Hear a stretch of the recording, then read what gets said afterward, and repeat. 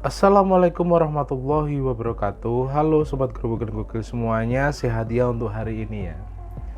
Ternyata Mas Kaisang rapuh juga ya ketika melihat keluarganya itu dihujat oleh para barisan sakit hati. Ya, saya juga jengkel sih, kok sampai sebegitunya ya Amin Rais CS itu ngomong ke keluarga Pak Jokowi. Bahkan Amin Rais itu sok ngomong masalah moral Fufu Fafa. Lah dia sejak dulu Amin Rais itu berkata-kata kotor kepada keluarga Pak Jokowi. Apakah Amin Rais itu bermoral? Kan tidak itu loh. Apalagi background dia adalah tokoh besar dan juga yang mengerti agama. Kok kata-katanya sampai seperti itu gitu. Nah, seperti apa sih video lengkapnya? Simak video ini sampai habis. Gibran, si manusia celaka, dan adiknya Kaisang dalam akun Fufu Fafa, maka keluarga Mulyono alias Jokowi sudah tidak punya nilai lagi di mata bangsa Indonesia. Isinya bukan saja menghina dan menfitnah keluarga Prabowo, tetapi juga omongan yang jorok sejorok-joroknya mencerminkan betapa anak-anak Mulyono ternyata sampah masyarakat tanpa faedah.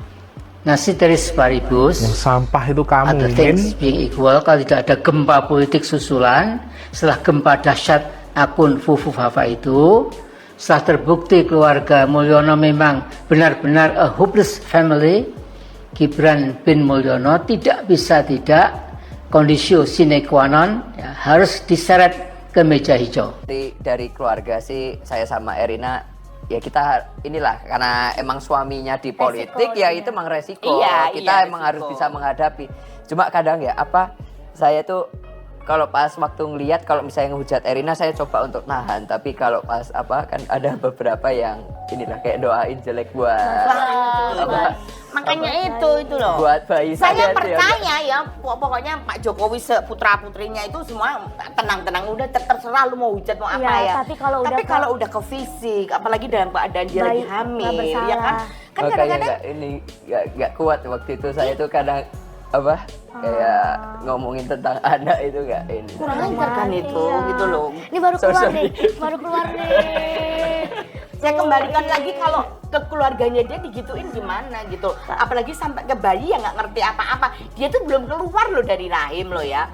Udah dihujat di dalam perut dia. Kan itu kan. Ya kadang-kadang kita lihat tuh yang ngehujat tuh ya, itu kayak sama seorang ibu, pakai jilbab, bionya pakai ayat Al-Qur'an. Kadang di mana sih hati nuraninya kadang gitu loh. Maksudnya sampai enggak kepada substansi, enggak kepada hal yang jadinya nyerangnya membabi buta kemana-mana gitu. Karena ketutup sama kebencian gitu. Dan ya Pak Jokowi ini biasa aja. Saya kira untuk dia selesai pekerjaannya sebagai presiden, jabatannya sebagai presiden, ini kan orang aja yang sibuk. Ya. Jokowinya santai, apa urusannya? Ya, betul. Mereka mengharapkan kalau mereka menyerang Jokowi ini gelisah, terus mereka ini mengharapkan Jokowi kasih respon. Iya. Lo kan oposisi abal-abal, ngapain dikasih respon sama orang-orang kayak begini? Iya kan?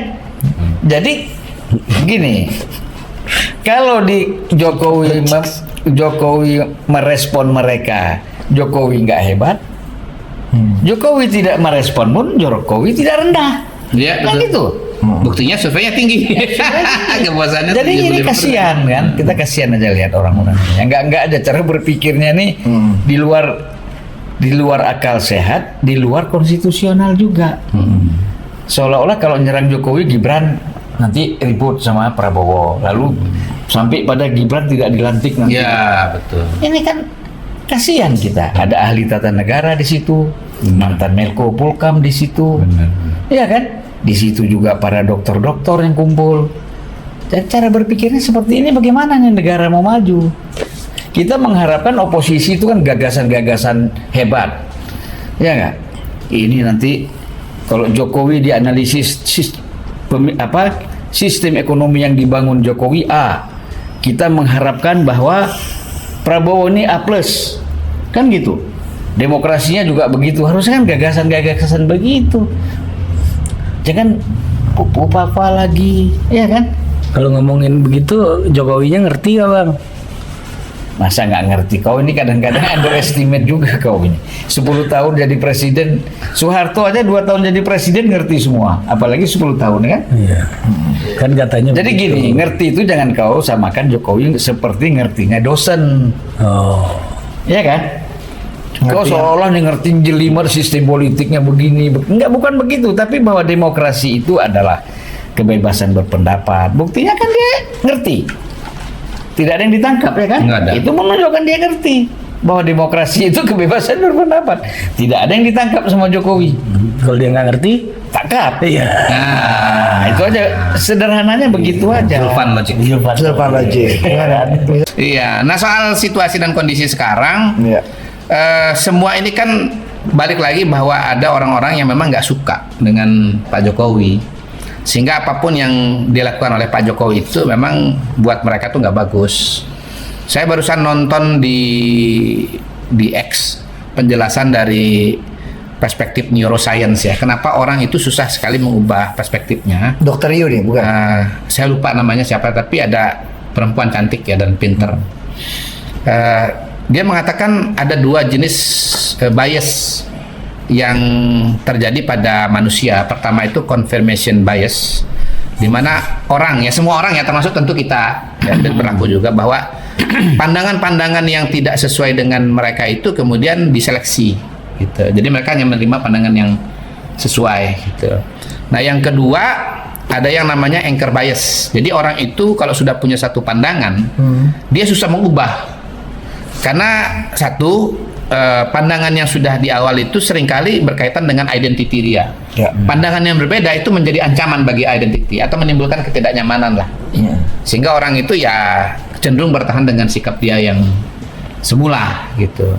Nah, berkaitan dengan perbedaan-perbedaan pandangan ini memang dari surveinya indikator yang baru keluar ini kan kelihatan ya bagaimana kemudian pandangan-pandangan politik itu ya sebetulnya berpengaruh terhadap kepuasan kepada Pak Jokowi gitu. Kalau dia pilihannya kepada Anies Baswedan, maka hampir pasti tingkat kepuasannya kepada Jokowi itu rendah gitu. Dan sebaliknya kalau milih Prabowo, kepuasan kepada Jokowi itu tinggi. Nah, yang buat saya menarik adalah ternyata yang memilih Ganjar itu kepuasan kepada Pak Jokowi juga tinggi. Ini membuktikan teori Mr. Q itu, MQ logic itu. MQ logic terbukti membacanya gimana? bahwa memang pendukung Prabowo dan pendukung Ganjar itu satu kolam sebetulnya, yaitu kolam yang pro kepada Pak Jokowi ya.